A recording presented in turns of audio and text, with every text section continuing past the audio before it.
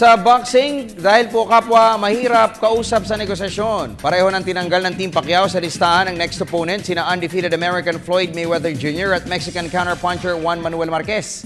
At sa dalawang boxers na natitira mula sa orihinal na apat, tila may bentahe sa Pacquiao sweepstakes si Russian WBO light welterweight champion Ruslan Provodnikov. Alamin natin kung bakit sa report ng aming kasamang si Aga Mulak.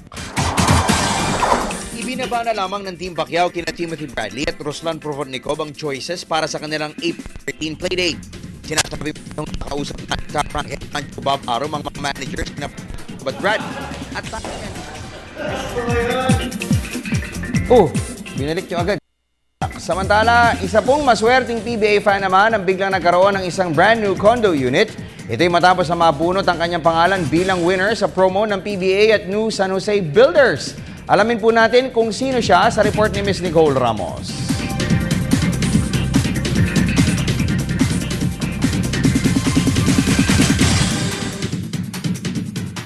Nine-year existence. Namigay ng isang bagong condominium unit ang Philippine Basketball Association o PBA.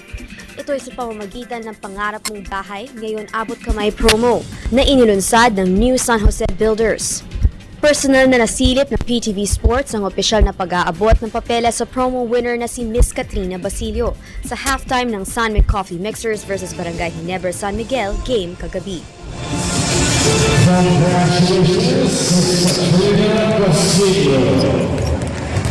Simple lamang ang naging daan patungo sa kanyang bagong bahay ng Alaska Aces fan na si Basilio.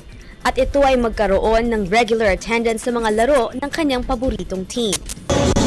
Nanonood lang ako ng PBA lagi nitong 2013. Sobrang lagi ako nanonood ng PBA. Handa ng ano? Team ko, nasuportahan ko ang Alaska. Dahil dito, hinikayat ni Basilio ang iba na ipagpatuloy ang pagsuporta sa liga. Lalo pat isa ito sa mga ginagamit niyang pampaalis ng stress sa trabaho. Sobrang maraming salamat sa PBA. Pati sa New San Jose Builders.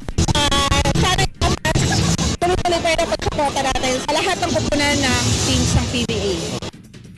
Sa panig naman ni New San Jose Builders Chairman Jerry Acuzar, nangako siya na ipagpapatuloy ang nasimulang proyekto at hindi magsasawang mamigay ng mga housing at condo units sa mga maswerteng fans.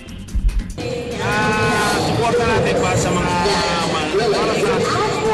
Ulitin niyo po ba yun? ulitin namin para makita nila na nagkakaroon ng raffle para sa mga Sa mas malawak na popularidad ng PBA ngayon, walang duda na malaking bagay ang paglulunsad ng mga ganitong klase ng promo na ayon kay Commissioner Chito Salud ay pagsusukli sa pagmamahal na ibinibigay sa liga ng milyong-milyong fans. Para sa PTV Sports, Nicole Ramos, Telebisyon ng Bayan.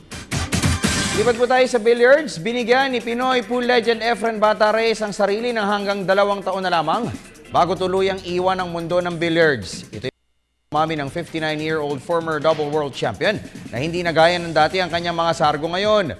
Naging household name sa billiards ang Pampanga Prize Q Master dahil sa kanyang mga near-impossible trick shots. Sa ngayon, aktibo pa rin si Reyes sa mga international competitions tulad ng Derby Classic na gaganapin ngayong buwan sa Estados Unidos. Matapos ang magretiro, balak na ni Reyes na mag-focus na lamang sa pag-coach, bagay na ginagawa na niya ngayon sa Women's National Billiards Team na kinabibilangan nila two-time World 10-Ball Champion Rubilin Amit at veteran internationalist Iris Raniola.